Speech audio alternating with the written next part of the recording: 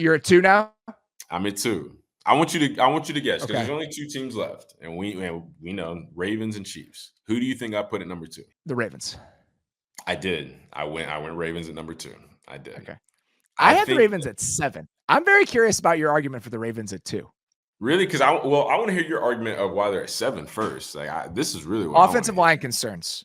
I think that group last year, and with Morgan Moses coming in, John Simpson having a career year, they deserve the benefit of the doubt in terms of getting the most out of guys up there. But there are a lot of new starters potentially in that group.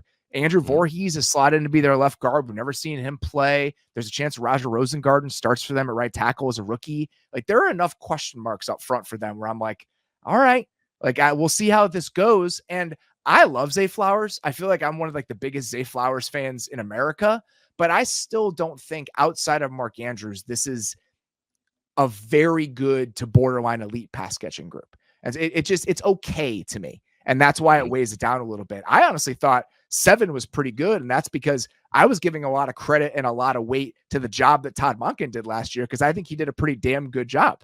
So to me, it's offensive line concerns, and I think a capped level of quality among the pass catching group.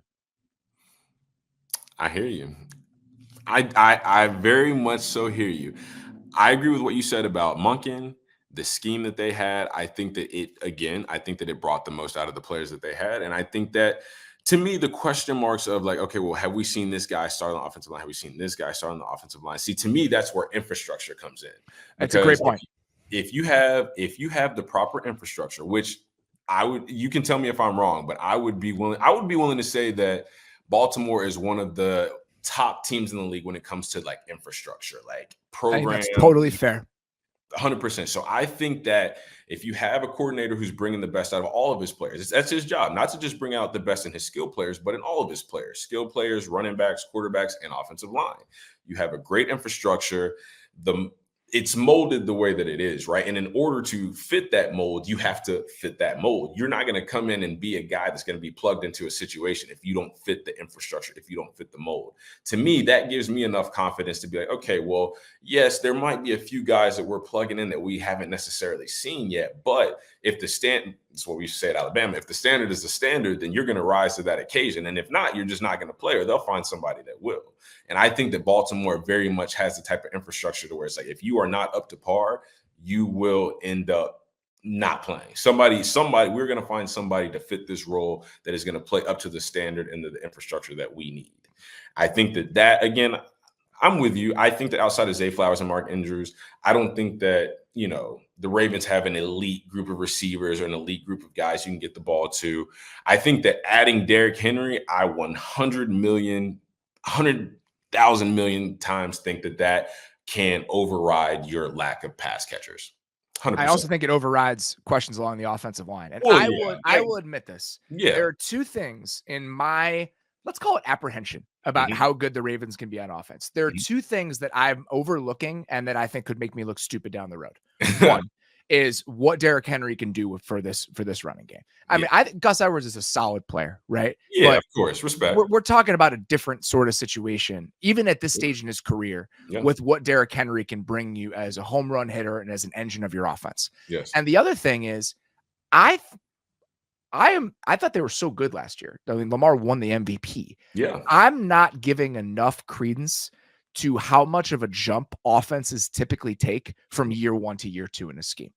Like what they were a good offense last year. They were a top 5-ish offense in year 1 in a dramatically different sort of offensive system.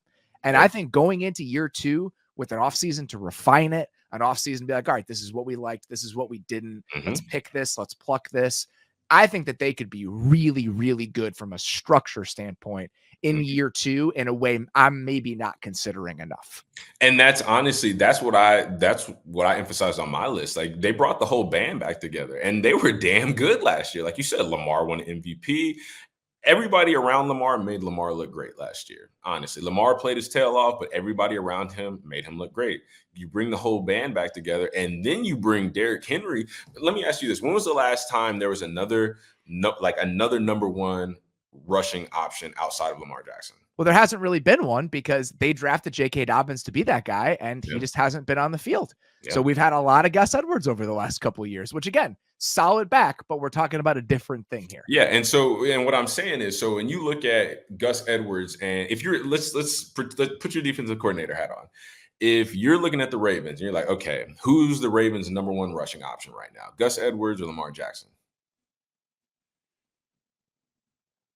Right now? Well, no, I'm just saying hypothetically. Like Lamar Jackson. Lamar Okay, Jackson would be the guy I'd be most worried about if I were 100%. Now, if you look at the Ravens this year and you're like, oh shit, Derek, like granted, Lamar Jackson is Lamar Jackson, but Derrick Henry is the ball carrier. What does that do for Lamar Jackson? Oh, you've swayed me. All right. I think the infrastructure argument is a very good one. And this is one of those things where the fact that John Simpson came in last year as somebody who was waived by the Raiders and then is now like a $4 million a year player in free agency, it's not an accident, right? Like their ability to find this year's version of John Simpson, they deserve the benefit of the doubt there. Yeah. And I wish I would listen to myself. So, okay, if I were to do this list again, the Ravens would probably be closer to the top 5. You haven't pushed me that far. Okay, good.